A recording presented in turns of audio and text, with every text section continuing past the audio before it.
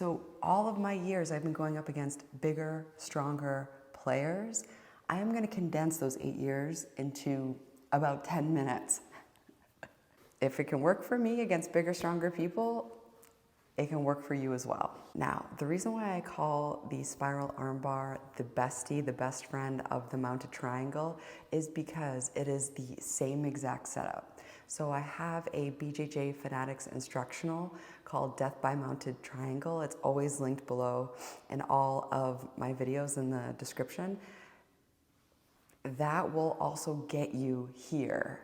The setups are exactly the same, it's just the ending is different.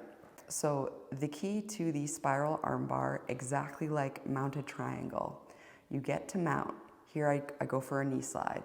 From there, from low mount, I get to high mount by putting the hand on the head, sliding the knees up into the armpit in order to decrease the effectiveness of any escape. You get the overhook on one of the arms, same thing as the mounted triangle, except here's the difference. Instead of transitioning into a triangle, from here, you turn, and now that overhooked arm is now being armbarred. It goes on fast, and the beauty of it is people don't feel like they're in danger, and the transition to get to an armbar comes on quick. At this moment in time, I'll let the audio run so you can hear his audible scream.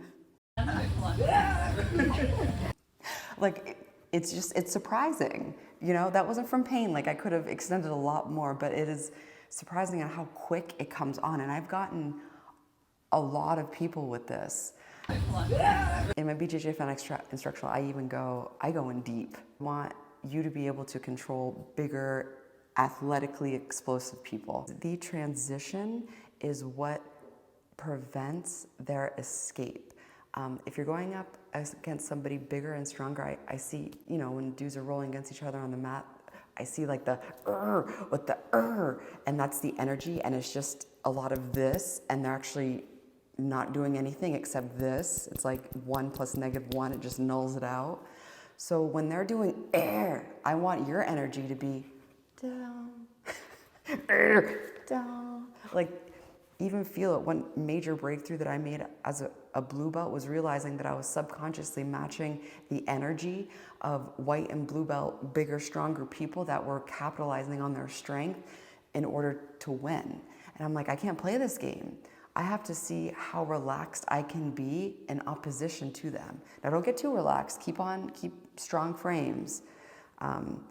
But try to see where you can relax. And here's the thing, when you're on top, if you pretend like you're a sack of potatoes, like dead weight, it's a lot harder to move a sack of potatoes, a dead weight body, than a stiff plank where you can just kind of chuck them off of you. So you notice how I keep my legs back and far apart because I'm feeling where his body is moving, and I'm using my legs as a huge counterbalance lever in the back to counterbalance his movement. And then when he tries to bridge on one side, I work to pin my knees and elbows together. That way I can then sprawl to get him flat again. Here's a big secret. When you are going up against bigger, stronger people who are, you know, white belts or any belt level really, here's the thing. When you give away what you're going to do, you have a significantly decreased chance of it happening because they're onto you. You've already given yourself away. So I love this knee slide over to mount, and I like to wait until they're so focused on something else that they bring their leg away, their knee away from their torso, and then I see the opening and I take it. When you drill things over and over again, and especially if you're focused on being technically accurate with your movement and being very mindful, you get to a point where it goes into your subconscious and then your body just moves without thought. And I wait until I see the opening and then I take it, as opposed to thinking I want this, so I'm just gonna, you know, do every action possible to make it happen and force it. No. Sometimes you just gotta chill, enjoy, and when the opening comes, because it will, take it. So that is 10 minutes of tips, or eight years of experience distilled into 10 minutes to explain, 30 seconds of a roll. All right, so thank you so much for watching.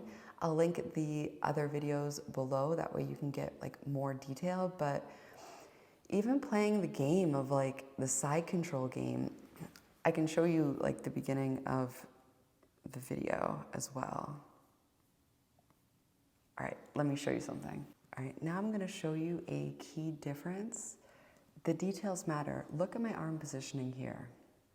Here, my left arm is in a cross-face position as opposed to being over his head. And look what happens. Very easily was able to bridge and roll me and escape my side control. Now, let me show you a little tip so you can control them big boys and girls. In contrast, now look where I put my left arm. The arm by the head is over the head, while the near side arm is posted on the hip. That way you can transition to north-south. And you have a counterbalance on that far side that can serve as a post, so when they bridge on that side, you have it covered. And here you can see a transition to, there's many things that you can do from here. But yeah, so do you see how that arm placement really makes a difference, especially if you're a smaller player going against a bigger player? If it's mass equals mass, then yeah, then leverage and counterbalance isn't as important. But when you're smaller, these little details really matter.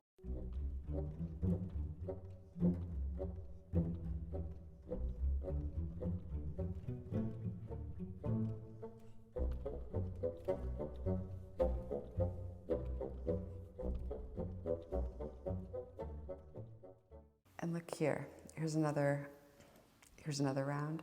You see how he's blocking now because he doesn't want me to go to north-south?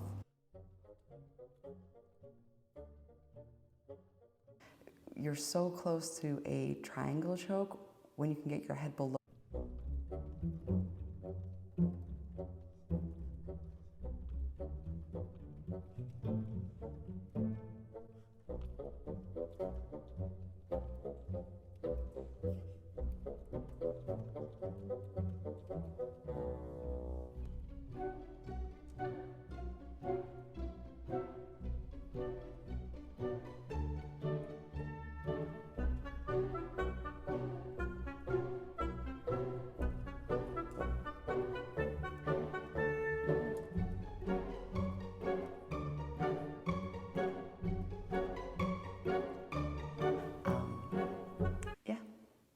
So that's it.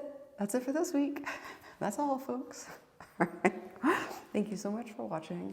I'm happy I could distill everything into a smaller period of time. So yeah, you got this. Keep on training. You're doing great. Until next time, bye.